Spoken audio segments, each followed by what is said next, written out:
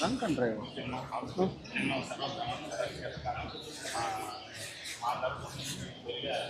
Sir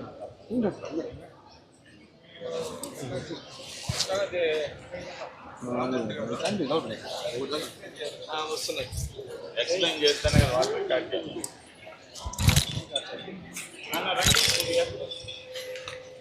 understand.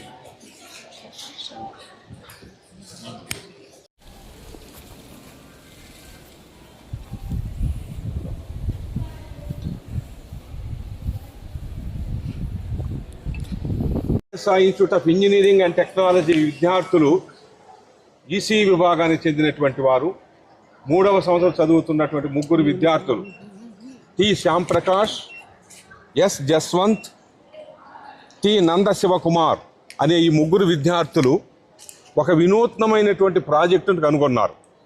మనకందరికీ తెలుసు, road ప్రమాదాల వల్ల చనిపోయేటువంటి వారి సంఖ్య యుద్ధములో చనిపోయే వారి సంఖ్య కంటే ఎక్కువగా ఉంది మన దేశంలో.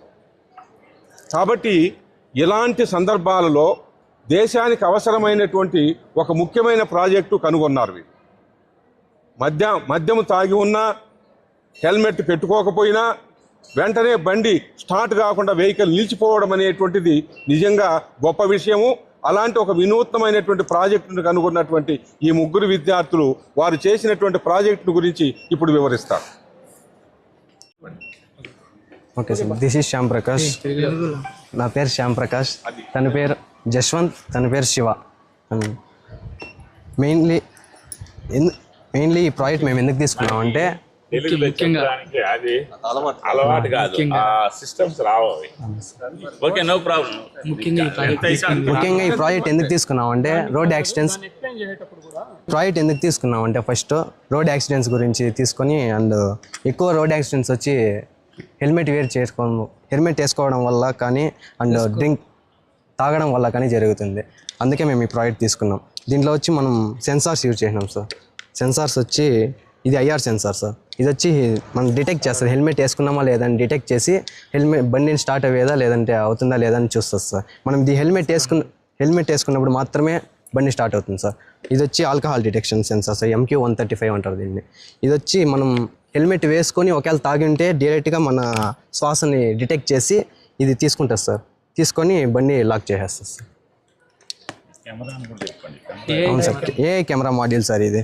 ఎప్పుడైనా మనకి యాక్సిడెంట్స్ కానీ జరిగినప్పుడు ఇది డైరెక్ట్గా ఫోటో లేదా వీడియోని క్యాప్చర్ చేసి డైరెక్ట్ మన బంధువులకో లేదంటే ఎవరికన్నా డైరెక్ట్గా మెసేజో లేదా వీడియోని పంపిస్తారు sir. Emergency purpose you can use this.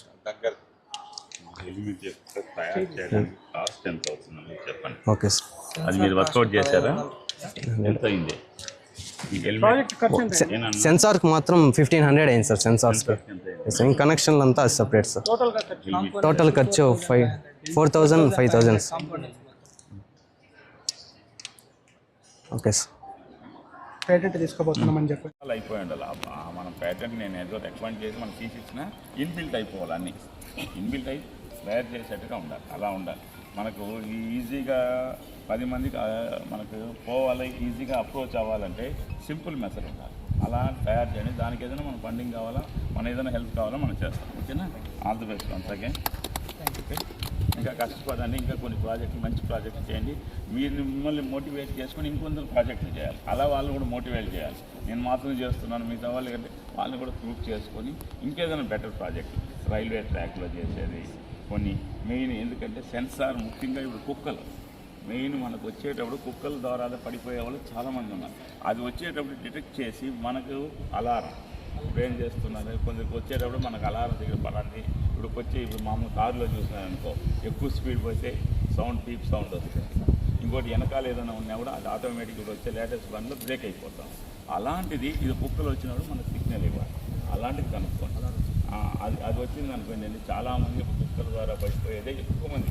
ఎందుకంటే రోడ్ల పరిగెత్తులో అడవి పంది వచ్చి అదే నేను ఇట్లాంటి జంతువులు ఏదైనా ఉన్నాయి. XRY ఆవులకి ఏం తెలుస్తుంది, మేకలు ఉంటుంది, తరంతా ఉంటాడు, దమ్దం పరిగెత్తి వచ్చేస్తుంది.